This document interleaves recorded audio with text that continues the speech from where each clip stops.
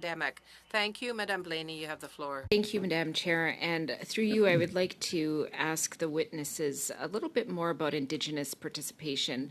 Of course, in the write-up we got here, there was mention about the First Nations and electorals in Kenora and Ontario, but I do know that a lot of Indigenous communities had no way to vote, for example, First Nations on reserve or accessible.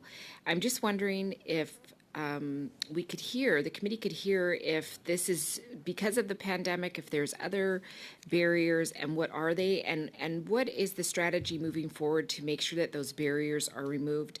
And another question I have, just to go back to both Indigenous communities and rural and remote communities, is the infrastructure limits. You know, I think of looking for spaces to set up a place to do the elections can sometimes be challenging. It was mentioned in the report about Bella Coola, and I know there was particular challenges there, but I imagine those are experienced in those smaller communities. And just to further that question with the idea of having advanced polls be a little more flexible, just want to make sure that that process is happening, and if there's anything this committee needs to recommend that would help that process be cleaner and smoother for rural and remote communities, but also for Indigenous communities across the country. Through the chair, Mr. Perot. Thank you, Madam Chair.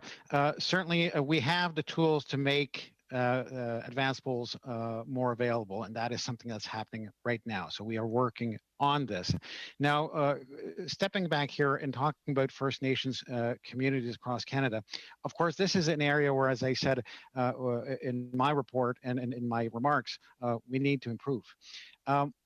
The service offering to First Nation communities has, generally speaking, not gone down in this election.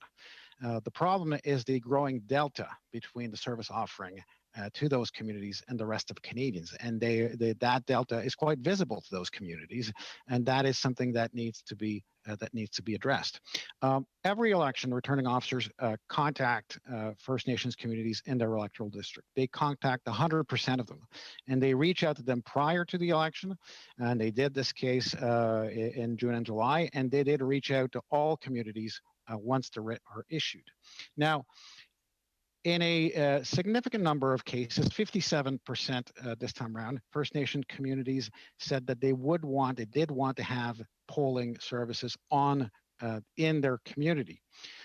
In roughly 40% of the cases, election after election, leaders in the communities have a decision to make, and they decide that for their community, they do not wish to have voting services in the community. And that's something that we have always respected and will always respect. There's a long, of course, history behind that choice.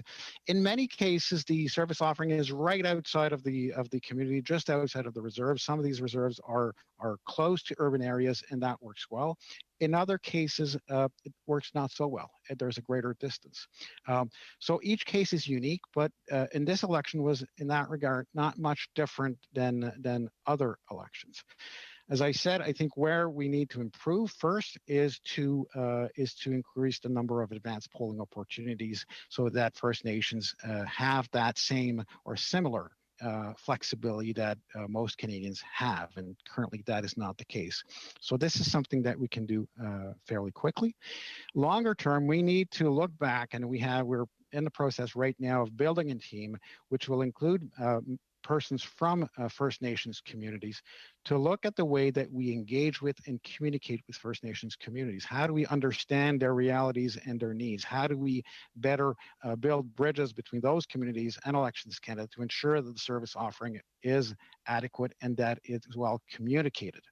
Certainly, when we look back at Kenora, there were both communications problems, there were problems with understanding the needs of the community, and there were problems in terms of the service offering at advanced polls. And these are problems that are I think widespread. So it will take more time there. We were building a team to examine in depth how we engage with and communicate with First Nations, but we don't need to wait years to start taking action. There are things that we are putting in place right now to improve services.